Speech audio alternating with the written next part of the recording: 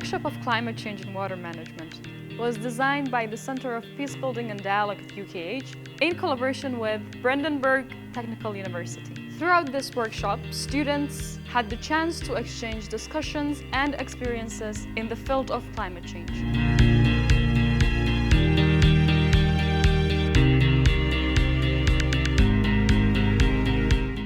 I personally like the vibe. Everything has been programmed very well, and it was more like an eye-opening experience for me.